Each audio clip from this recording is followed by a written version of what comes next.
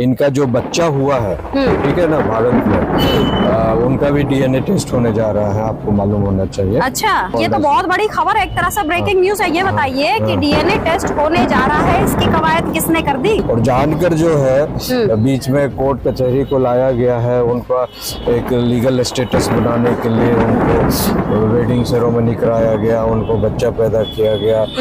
I have the locus standi of citizenship here and I deserve it and I should not be, kicked off from India directly because my life is in threat in Pakistan.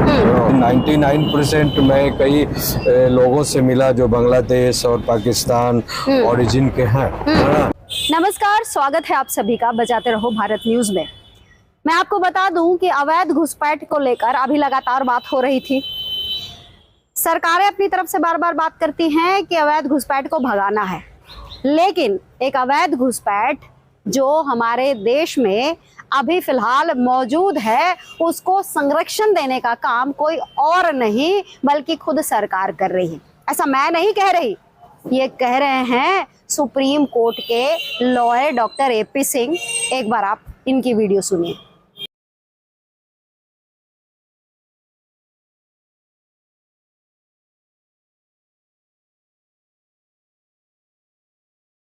और वास्तव में भारत सरकार ने, उत्तर प्रदेश सरकार ने इतना बड़ा कार्य किया कि जो सीमा पाकिस्तान में अपने पिता की मृत्यु के बाद अपने 4 बच्चों को लेकर पति के तलाक के बाद जिस तरह से पाकिस्तान में एक अनाथ की जिंदगी जी रही थी, ये आई थी अनाथ बन के, लेकिन भारत सरकार और योगी आदित्यनाथ जी ने उसे अपनी बेटी की तरह मानकर और उसके बच्चों को अपना लिया, अपना बना लिया। आपने सुन ली। अब आपसे मैं बता दूं कि इसी विषय पर अभी हम बात करेंगे। अभी हमारे साथ सुप्रीम कोर्ट के सीनियर एडवोकेट ध्रुव कुमार हैं, हम उनसे बात करेंगे और इस मसले पर छोटी छोटी बारीकियों में हम इनसे सवाल करेंगे और जवाब लेना चाहेंगे। सबसे पहले सर, आपका बहुत बहुत स्वागत करूंगी। Thank you. आपने वीडियो देखी, आपने एक वकील साहब को ये कहते सुना कि भाई जितने भी पाकिस्तानी जो थे जिनको 48 घंटे का वक्त मिला, उसको तो सरकार ने टाटा बाय बाय करवा दिया, लेकिन आज एक अवैध घुसपैठिया जिसका नाम सीमा हैदर है, वो इसलिए है क्योंकि योगी जी उसके ऊपर कल्याण कर रहे हैं, मोदी जी उस पर कल्याण कर रहे हैं। क्या वाकई में ऐसा है? सरकार इस तरह नहीं, ऐसा कुछ नहीं है। वो एक लीगल प्रोसीड्योर के तरह उन्होंने लॉ को यूज कर मतलब अवैध रूप से कहिए या सिस्टमेटिक रूप से कहिए, उन्होंने एक छोटे टेम्पोररी प्रोटेक्शन पाया हुआ है। It's not a permanent protection. तो ऐसा नहीं कहा जाए कि मोदी जी, योगी जी सीमा हैदर को प्रोटेक्ट करने में लगे हैं, या ठीक है, वकालत का एक उनको एक क्या कहा जाए, कुछ ऐसे लॉयर्स हैं जो उनको मतलब प्रोटेक्शन दे रहे हैं, लॉ प्रोटेक्शन, और उनको फ्री में केस लड़ रहे हैं, थोड़ा सा समझे ना। तो इस ऐसी परिस्थिति में जो है उनकी मामलात को जो है जानकर उलझा दिया गया है, और जानकर जो है बीच में कोर्ट कचहरी को लाया गया है, उनका एक लीगल स्टेटस बनाने के लिए उनको वेडिंग सेरेमनी कराया गया, उनको बच्चा पैदा किया गया, और सारा चीज़ जो है ताकि वो इस बात को प्रूफ कर सकें कि I have the locus standi of citizenship here and I deserve it and I should not be, kicked off from India directly because my life is in threat in Pakistan. कई तरह के सवाल जो हैं उनके द्वारा जो प्रस्तुतन किया गया है, बट इन रियलिटी जो गवर्नमेंट की जो पॉलिसी है, वो सबों के लिए है। सीमा हैदर जी उसको विशेष रूप से तत्कालीन प्रोटेक्शन ले सकती हैं, उलझाकर मामलों को या अपनी कवायद को पेश कर, लेकिन परमानेंट उनको भी जाना ही होगा। लेकिन ये तो चलिए एक एस्पेक्ट रहा, लेकिन कहीं ना कहीं जिस तरीके से इस पूरे मामले को परोसा जा रहा है, वो तो यही है ना कि भाई भले ही जो लीगल पाकिस्तान से लोग यहाँ आए उनको सरकार भेजने में कामयाब रही, लेकिन इलीगल जो घुसपैठिया है उसको भी संरक्षण देने का काम सरकार ही कर रही है। ये तो एक तरह से एक मैसेज जा रहा है सर।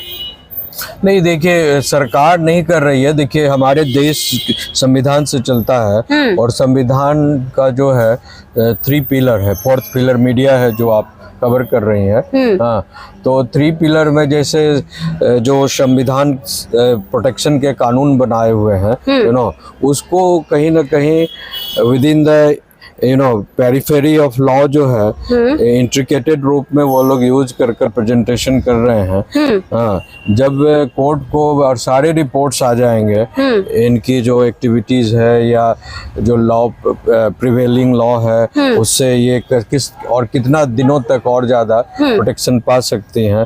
भले ही इनका जो बच्चा हुआ है, ठीक है ना, भारत में उनका भी डीएनए टेस्ट होने जा रहा है, आपको मालूम होना चाहिए। अच्छा। हाँ, डीएनए टेस्ट होने जा रहा है। हाँ। तो अब वो सारी चीज, अगर वो भारत का बच्चा है, भारत की अगर वो क्या नाम है उनका, उनके जो हस्बैंड है, ये तो बहुत बड़ी खबर है, एक तरह से ब्रेकिंग न्यूज है। ये बताइए कि डीएनए टेस्ट होने जा रहा है, इसकी कवायद किसने कर दी?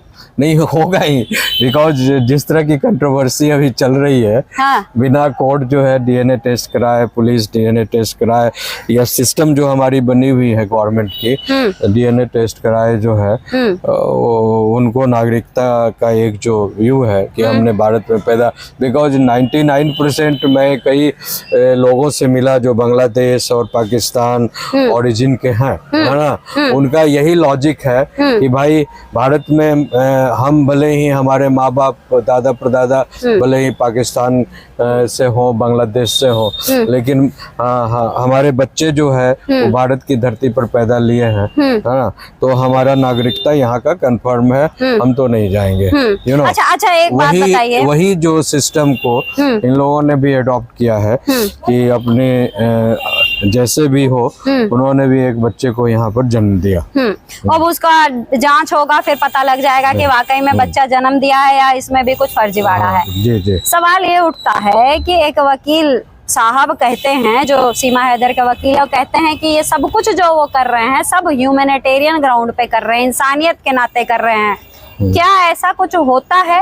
क्या आपके भी इतने बड़े करियर में कभी ऐसा हुआ कि एक ह्यूमैनिटेरियन ग्राउंड पे आप एक पाकिस्तान केस देख रहे हैं, आप उस जो क्लाइंट होता है वो अक्सर आपके पास आता है, जैसे मुझे इस पर सवाल जवाब करना था तो मैं आपके पास आई, ना कि आप मेरे घर पहुंच गए कि हाँ जी हमको जवाब देना है तुम्हें। तो क्या इस तरीके के केस को ह्यूमैनिटेरियन ग्राउंड पे देखा जाए, जिसमें वकील क्लाइंट के घर भी जा रहा है, उसको बहन भी बना लिया है, उसके साथ पूजा भी कर रहा है, योगी जी का जन्मदिन भी मना रहा है? क्या ऐसा कुछ होता है प्रोफेशनली आप लोगों के? नहीं, देखिए प्रोफेशनली उसमें नहीं हो लगता है मुझे ऐसा कुछ होता है आप लोगों के इसमें, क्योंकि लगातार एक वकील वो सारी चीजें दिखा रहे हैं आपको। राइट है। मतलब होता नहीं है, लेकिन अब सवाल ये है कि किनसे किसका मन मिल जाए, दिल मिल जाए, तन मिल जाए, ये कोई किसी को नहीं कह सकता। दो मनुष्य हैं और किससे किसका प्रेम हो जाए, किससे किसकी पर्सनल एक लिगेसी डेवलप कर जाए, इंटीमेसी डेवलप कर जाए, इसके लिए ना हम और आप या कानून जिम्मेवार नहीं होता है। उनकी पर्सनल चॉइस होती है, एक दूसरे के प्रति आकर्षण होता है, एक दूसरे के प्रति दया भाव भी हो सकता है, प्रेम भाव भी हो सकता है, कुछ भी हो सकता है। तो लेकिन सवाल यहाँ ये है कि whether this kind of intimacy will help in picture of law और not. No, that is what I'm asking. कि लीगली ये सपोर्ट कर रहा है कि नहीं कर रहा है? नहीं, it will not really.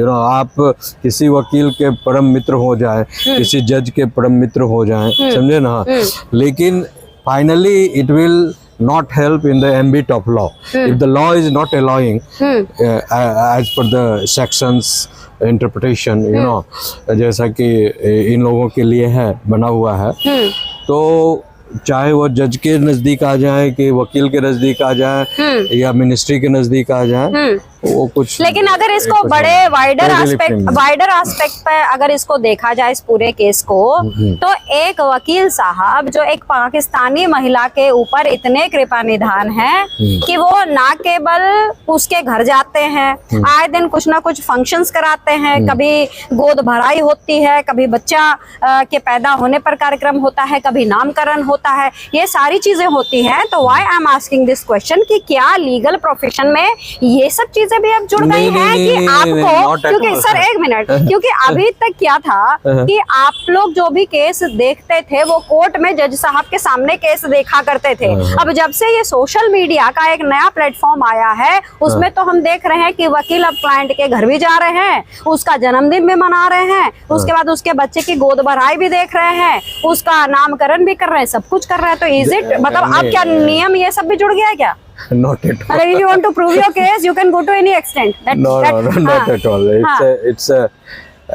I mean, it's a personal kind of relationship.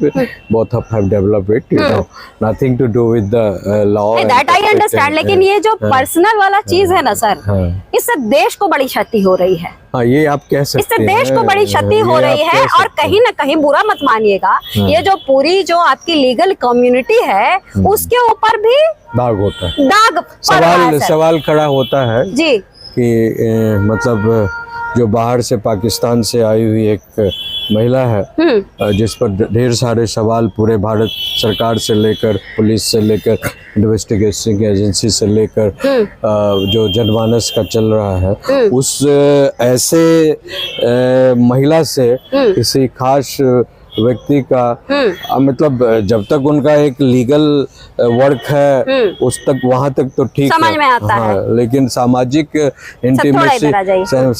Intimacy बढ़ाना, अब ये मैं इस पर कोई कमेंट नहीं करना चाहता, बिकॉज जो कंसर्न जो लॉयर है जिनका आप इंडिकेट कर रहे हैं, आई अंडरस्टैंड सर, लेकिन सर प्लीज मैं यहाँ पे ये सवाल करना चाहूंगी कि सर कहीं ना कहीं आपकी जो पूरी लीगल फैटर्निटी है उसके पर भी तो सवाल उठ रहा है, जहां हमारा देश जो है पाकिस्तान से लड़ रहा है, पाकिस्तान के खिलाफ हम लगातार पूरा देश आवाज उठा रहा है। वहां पर वो उस महिला के घर जाते हैं और कहते हैं आधा पाकिस्तान जो है हमारा दुश्मन है तो आधा पाकिस्तान दोस्त है। कैसे पॉसिबल है सर?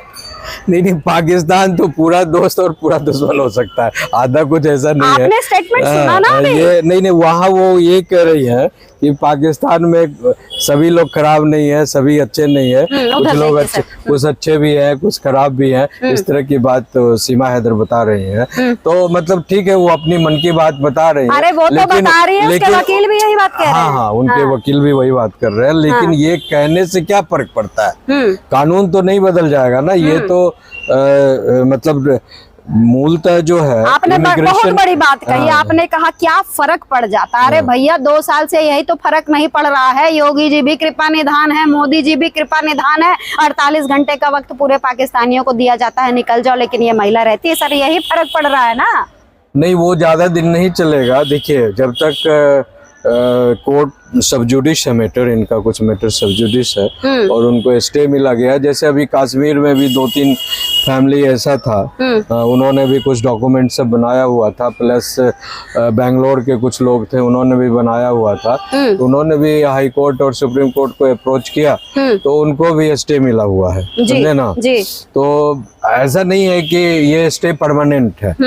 और उन्होंने कहा कि हमारी जो बच्चे की जन्म हुआ, ये वो सारी चीज उन्होंने, मैंने लॉन्ग टर्म वीजा पर हूँ वगैरह वगैरह वगैरह। अच्छा सर, एक आखिरी क्वेश्चन करना चाहूंगी। एक टर्म है FCRA कानून, ठीक है? FCRA कानून के तहत क्या होता है, जो इलीगल माइग्रेंट्स होते हैं या इस तरह के जो अवैध घुसपैठिए होते हैं, उनको लेकर ये कोई FCRA कानून है जिसके तहत जो है पैसे आते हैं, जो लड़ता है उसको पैसा दिया जाता है। सर ये बताइए कि ये जो केस है ये क्या वाकई में मतलब पाकिस्तान की एक महिला के खिलाफ अगर हम लोग आवाज उठा रहे, एक वकील उसके लिए काम कर रहा है, तो क्या मुफ्त में लड़ाई लड़ी जा रही है, पैसे नहीं लिए जा रहे हैं? देखिए, FCRA कानून की जो आप बात बता रही हैं, FCRA foreign currency regulation act होता है, ठीक है ना?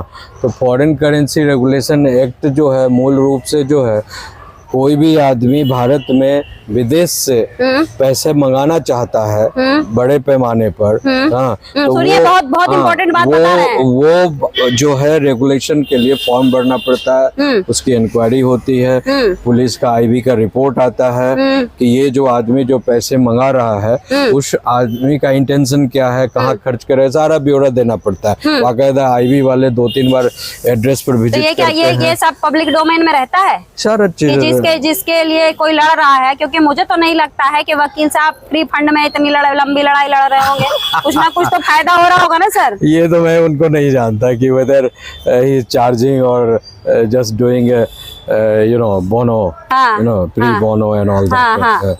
I don't know because मैं ना तो अभी तक एपी सिंह से इस पर बहस किया हूँ, ठीक है ना, ना सीमा हैदर से बहुत किया हूँ, बिकॉज अब जिसको जो पसंद करता है वो अपना लीगल हायर करता है। FCRA बड़ा ही स्ट्रिक्ट कानून है। हाँ, अब तो वैसे भी सब कुछ बंद हो गया, क्योंकि जब से पाकिस्तान और इंडिया के बीच सब कुछ खत्म हो गया तो वो भी संभव नहीं। खैर, मैं आपसे यही बोलूंगी कि ये जो मसला है वो इसलिए परवान चढ़ रहा है क्योंकि हमारे देश में एपी सिंह जैसे एक वकील हैं जो कि कहते हैं कि अवैध घुसपैठिया इसलिए भारत में है क्योंकि योगी जी उसे संरक्षण दे रहे हैं, मोदी जी उसे संरक्षण दे रहे हैं। ये पूरा मसला आपके सामने है। आप क्या कहना चाहते हैं जरूर बताइएगा। फिलहाल मुझे और सर को दीजिए इजाजत। नमस्कार।